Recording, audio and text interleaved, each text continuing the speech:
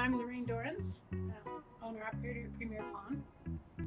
This is my business partner. I'm Chris Durrance, part operator at Premier Pawn. This will be my 32nd year. I started in 1988 in Denver, Colorado at Mile High Pawnshop. And I've probably been doing it for 30 years, and I started at US Pawn on Lammer Street, downtown Denver. He was my manager, and The Aurora store.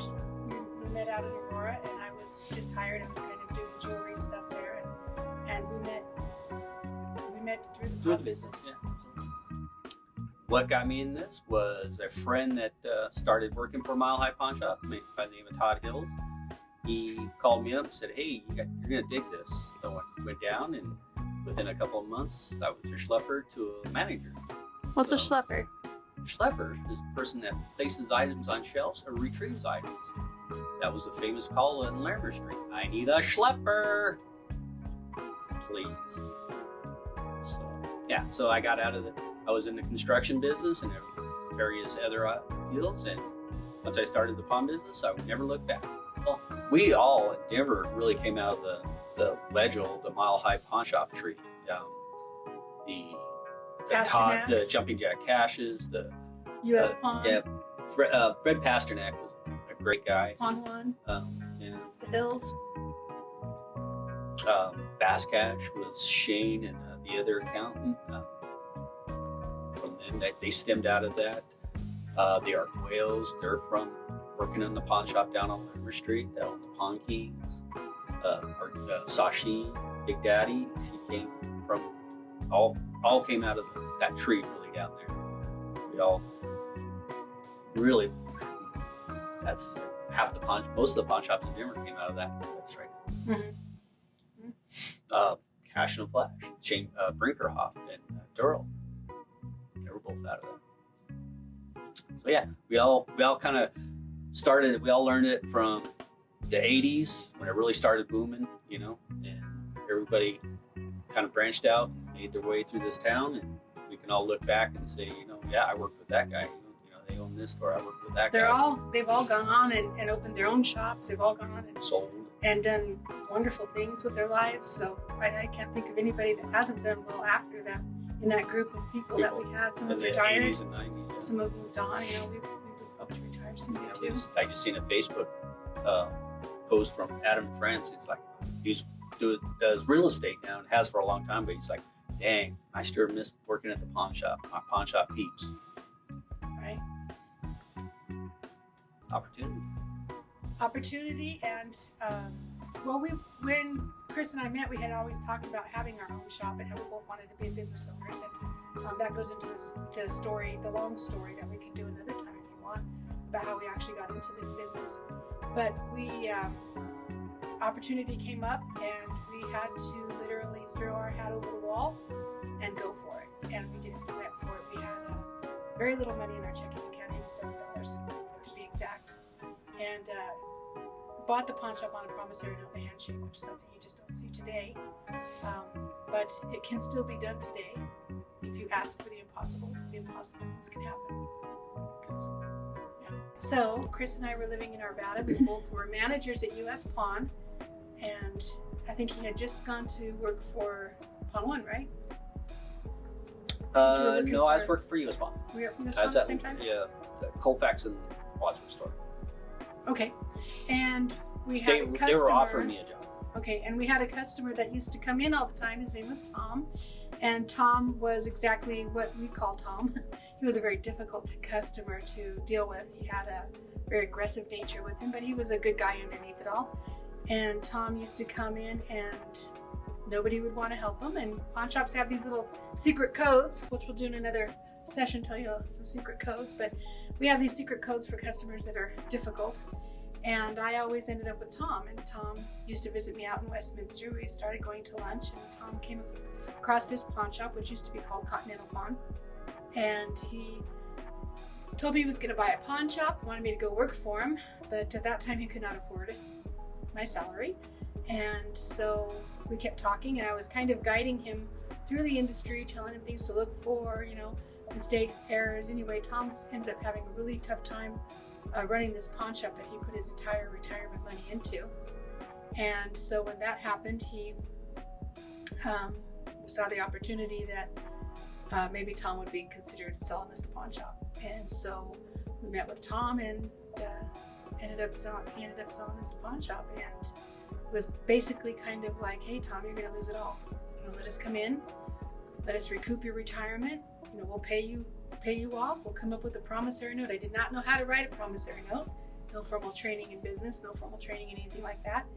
And we happened to do it. We met him at Denny's, and that was the deal with Tom. We signed him a promissory note and came into this business. We then created a relationship with Bill, who owned the property at the time, and told Bill pretty much it would be imperative for us to have the rights to buy the property should he ever decide to sell. And a year later, Bill actually lent us personally the money to put down on the bank loan to buy the property. So I think that when, back to what we said earlier, when people come in the pawn shop, you never know how they're going to affect your lives. And this is a customer that nobody really wanted to talk to. And we gave him the time of day. We treated him like a human being, and we created a friendship, and this is how we're here. Yeah. So, yeah, you never know who's going to walk in your pawn. You never know who's going to come in and bail you out when you need bailed out. You never know who's going to come in and bring the next thing that the next customer is going to ask for. It's just trying to treat everyone equally as much as possible without judgment or prejudice or anything like that. Everyone is welcome here. That's how we are.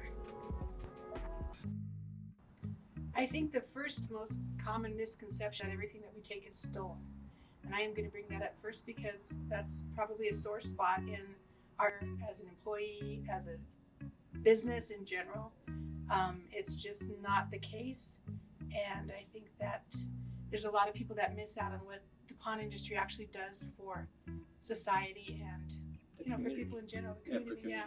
Where the basic fact is most pawn shops do business within a mile of themselves. Mm-hmm. So we really are a community-based business. We've been here for 22 years at this location, in the Englewood area, and we know our customers by first name. I think that gives us a good advantage of all the other corporate pawn shops, even though they may know them for months on a time by their first name, and then the employees leave and they have to, make friends with a new one. Whereas we've been here helping the customers and seeing their kids growing up and still serving the community.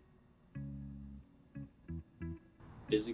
We had a clientele back then that was really interested in gold and creating little estates for themselves with owning gold and having value to their jewelry. So we had a lot of jewelry business that I really don't see as much of today, unfortunately, but we had a lot of people in there buying jewelry. Jewelry was a really big thing in the pawn shops. Gold coins, gold watches. It was all about the 80s and the flamboyancy of jewelry and gold and assets. There again, gold was tremendously low at the time at $325 an ounce, where today $1,800 an ounce. Well, one of the weirdest things I ever took in was a grill. Well, it's not weird, but I mean a diamond studded grill, an entire mouth grill of gold. That was unusual. Gold knuckles. I took in a gold ring that was about this big around and very thick, and I scratch tested it and everything and gave the guy a loan on it to find out what it was actually for later on. Oh. It was a pocket ring. Okay. Yes. And after I tested it and handled it, Ew. Nice to, and a female employee told me what it was. It's to make your customers don't judge a book by its cover. You never know who's coming in, who has what, and what they're going to offer your business, and who they know. So I think if you could just try not to be judgmental or not to categorize people or make those judgment calls about people you just don't know, because we have everyone coming to pawn shop from all sorts of walks of life. We have rich people, poor people, homeless people. We have presidents of ski corporations back in the 80s pawning their Rolexes. Contractors pawning their tools to get paid so that they can pay their employees that are doing the job for them while they're waiting to get paid on a big contracting job. I think that the people just don't understand how much of a service we are to people and the elderly too. We run out of money at the end Yeah, of the I month. think the biggest takeaway is the dollar amount matters to everybody, whether it's $10 or $10,000. They're here for a reason, and you try to have to fulfill that amount, because $10 to somebody is all the money in the world, and $10,000 to some people is all the money in the world, because they're probably $100,000 people. So you gotta respect it. Harkin, everybody's looking for gold big chains. gold Yes. chains. Well, back to I the think 80s. this generation So, has woke up. where Yeah. in the 2000s, you Exactly. couldn't give a chain away. And now everybody's found that, I want that status symbol again. Big gold chains. We're one of the last family-owned pawn shops out there. I can tell you that there's not very many that have survived COVID for sure, and we're still trying to recoup from COVID. It'll be a little while, but we're doing all right. We're progressing, and We appreciate everybody that comes into our store that does do business with us. right, everybody counts. In times like this, we appreciate them sticking with us. We did everything we could. We stayed open every day, all through this. So we appreciate it. Right. I think our customers in December really showed us their loyalty to the small business, because they did come in. We were able to pay our bills, and we were able to keep the lights on, and we really appreciate them for that. And everybody's worked here. All the daughters, all the brother-in-laws, son-in-laws. My daughter, my youngest daughter, Courtney, who's filming, is still here. So it's just everybody's been here.